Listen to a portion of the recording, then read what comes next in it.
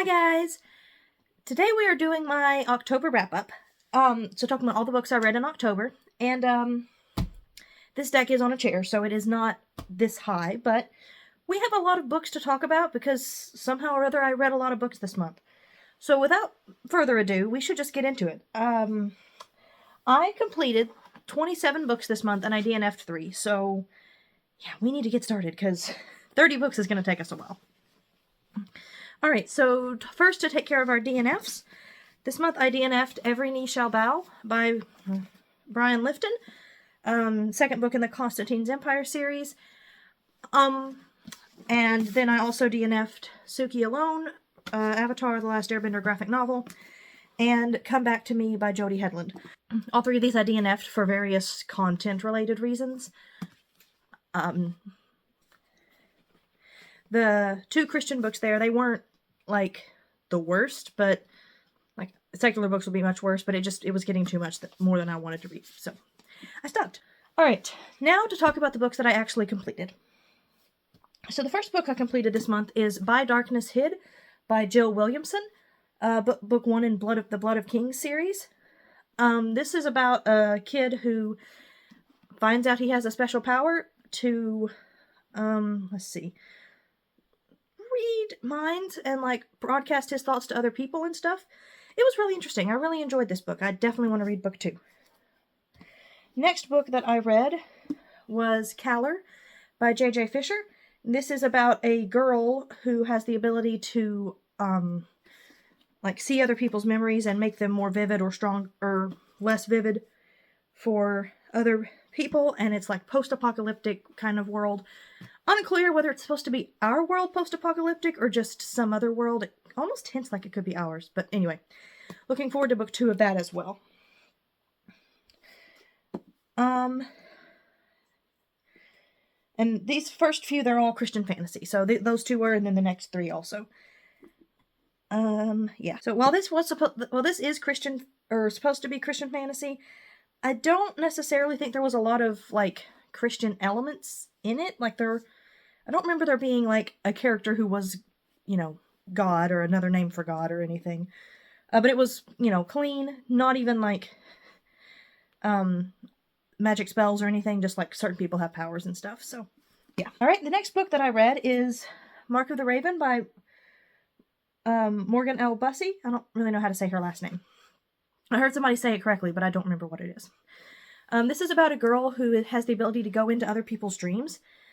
And when she's in their dreams, she can kill them. And that is what her mother and all the other women in her line, because it's a female-carried power, have been doing for years. And she does not like this idea. Especially not once she meets somebody that her mother wants her to kill, and she doesn't really want to kill him. So yes, there's a lot of struggle with that. Yeah, this one was really good. I really did enjoy this. I would probably have given all of these 4 stars so far. Alright, next book that I read is Hidden Current by Sharon Hink, The Dancing Realms Book 1. This is about a girl who, they live on like a moving island, and they are supposed to, this group of people, they dance to like try to keep the island going the direction that it's supposed to be going. And then she comes to find out that maybe that's not how things are supposed to be, and maybe these people aren't the best. This one I would give 5 stars. This was a really good book. I really enjoyed it. Alright, next book that I read was Dream of Kings, also by Sharon Hink. And, oh my goodness, I love this book. It was so good. This book is a retelling of the story of Joseph, except the main character is female. She can tell her, there's different people in her kingdom have different powers, and hers happens to be dreams, as you might expect from a retelling of the story of Joseph. Yeah, this was a really good book. Highly enjoyed it. Yeah, 5 stars also. Alright, next I read the first 3 books in the Mallory Towers series. First term at Mallory Towers, second form at Mallory Towers, and third year at Mallory Towers. This is just like a story of like a British girls' boarding school in the 1940s. And it's just really good. I really enjoyed it. It was very precious.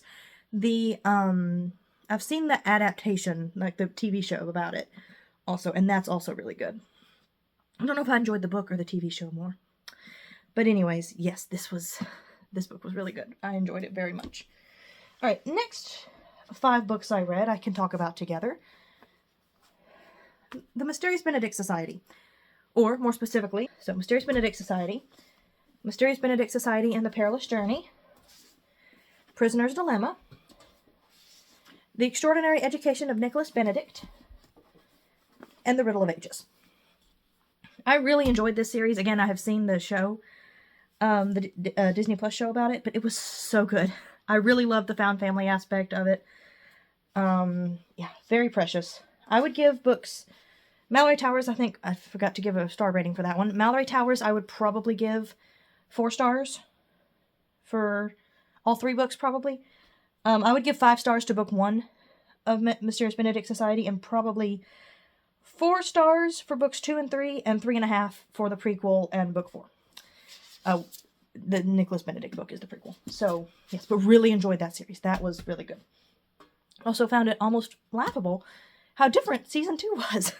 Season 2 was so different from the book, like, very different. But I really did enjoy it. Both. I enjoyed both. Alright, the next book I read was When the Day Comes by Gabrielle Meyer. Timeless book 1. This is about a girl who, she basically lives 2 lives. Like, she lives one day in one life, she goes to bed, and then she wakes up the next day in the next life. So one of her lives is in 1774, Colonial Williamsburg, and the other one is in 1914, Gilded Age, New York. And this was really good, and when she turns 21, she has to decide which one she's going to stay in and which one she's going to give up. You kind of know from the beginning that something is probably going to happen because her mind is made up as to which one she's going to stay in, so something's going to have to happen to make the plot interesting. Now, I will also say that there were a couple of scenes where there's kind of spoilers in this, but also like a trigger warning, so let's just say things happen to her by... there's a man that does some things to her. Her husband in one of the timelines does some things to her that she does not want. We won't go any further than that, but it's not detailed or graphic or anything, but just so you're aware, that is in this book. But, yeah, I really enjoyed this, really want to read book 2. Alright. Next book that I have is actually books 2 and 3 in a series. The Serendipity and Secrets series. The Gentleman's Spy and The Indebted Earl, by Erica Vetch.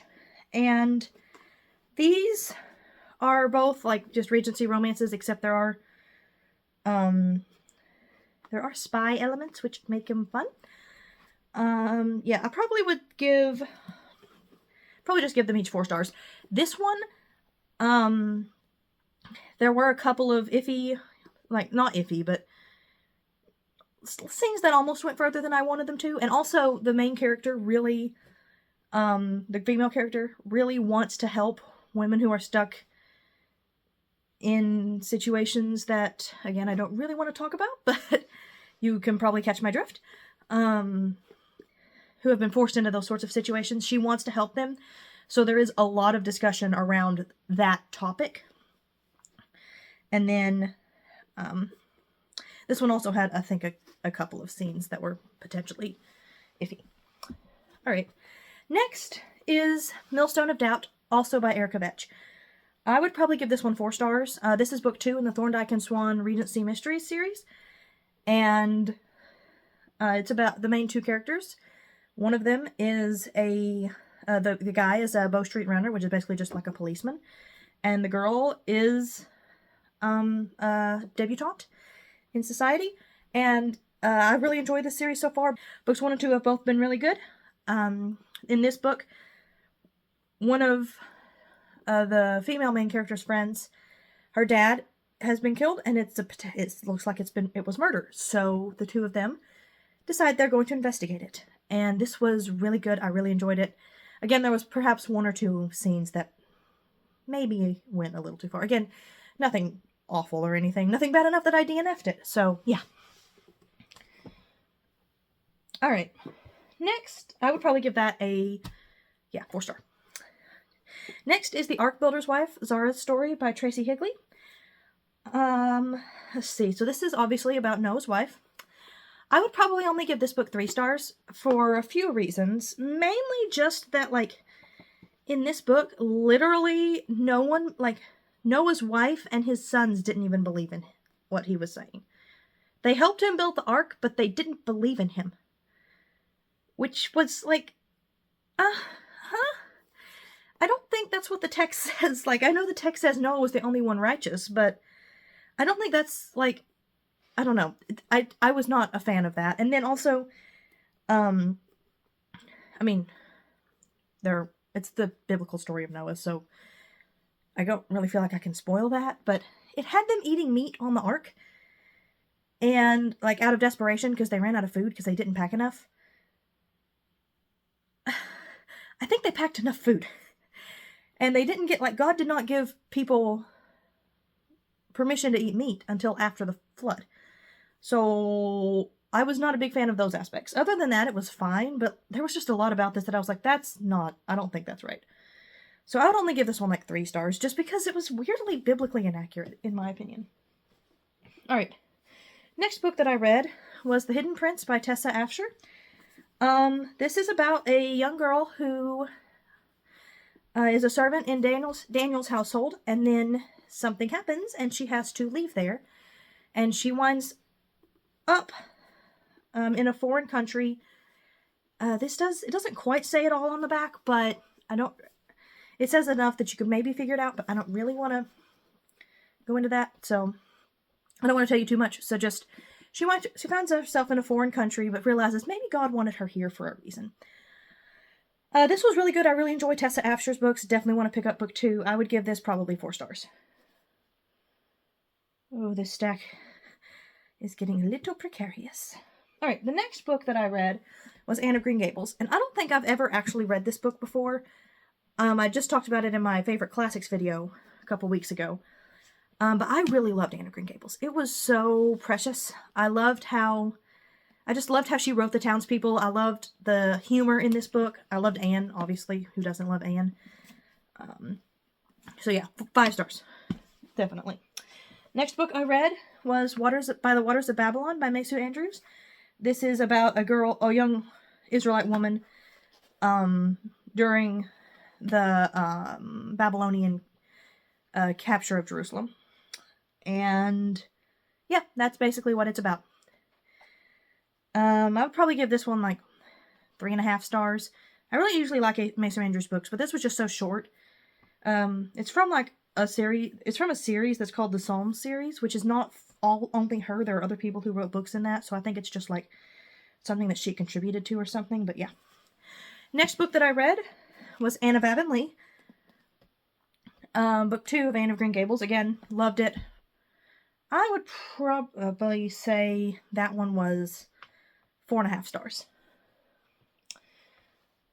I think maybe that one was also 5 stars. Those were both really good.